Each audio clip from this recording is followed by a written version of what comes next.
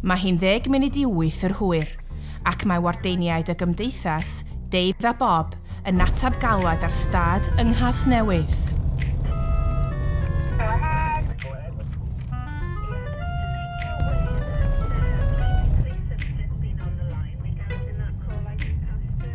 Fel wardeiniad y diogelwch yn y gymdeithas, maent yn barod i fynd yn syth at unrhyw ddigwyddiadau sy'n peri niwsant ac ymddygiad anghymdeithasol mewn rhannau preswyl yn y ddinas.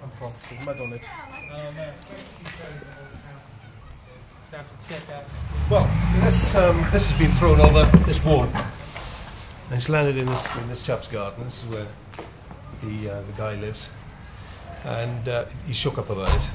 But we're rather hoping that the people that are normally hanging around here are still here, but they're not. So what we do now, we'll get rid of this, prevent it being thrown over again, really. And just keep an eye on it. This place is sensitive anyway, so we pay more attention here than we should, really. So just need to come back a bit later on. In the meantime, we'll get rid of it somewhere, probably back at the council offices, so it doesn't become a missile again.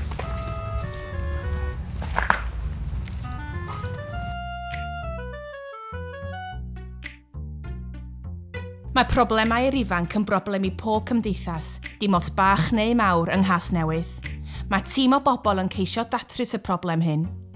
Within Newport Youth Offending Team, we've got representatives from Hedlow Gwent Police, from the Probation Service, from Education, Health and Social Services. The sorts of risk factors that we aim to overcome or eliminate are accommodation problems, problems in family relationships, personal relationships, being influenced by peer group, substance misuse problems, mental health problems.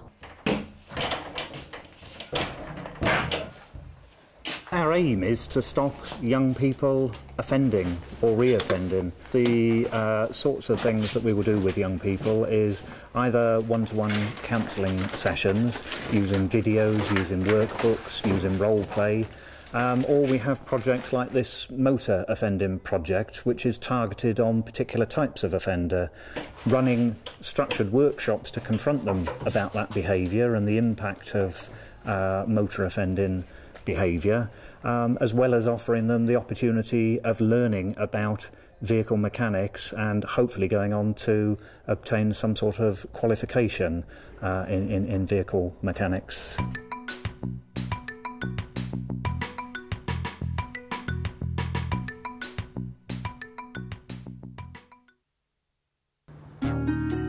Mae hi'n tynnu am 11 o'r gloch, ac i lawer ohono ni, mae'r diwrnod drosodd.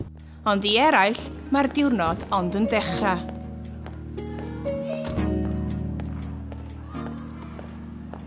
Mae diwrnod y waith yn cychwyn am 9 y nos i Catherine ac Eris, ac yn aml dim yn gorffan tan 3 neu 4 y bore canlynol. Hi.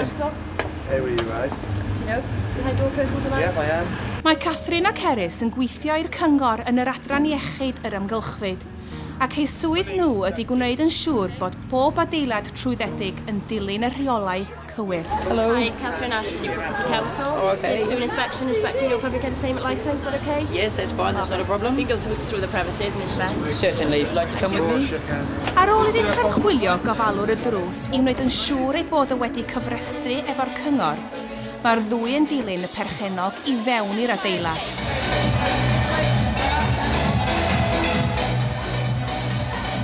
Efo dros 500 o bobl ar y safle, rhaid iddynt wneud yn siŵr bod rheolau'n cael ei dilyn.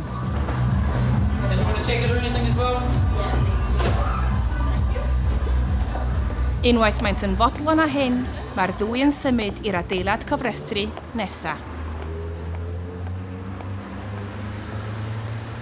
Fel mae pobl Casnewydd yn mynd i'w gwlau am y noson, cofiwch un peth, dydy'r cyngor byth yn cysgu.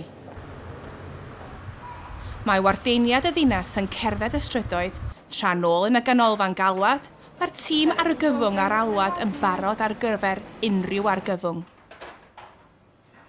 A'r camerâu yn llygadu trwy oriau'r man. A daw diwrnod newydd eto. Fel y gwelwch, mae'r gwaith yn ddiddiwedd i'r 7,500 o weithwyr y cyngor. Mae'r rhedeg cyngor Dinas Casnewydd yn waith llawn amser 24 awr y dydd, 365 o ddiwrnodau'r flwyddyn.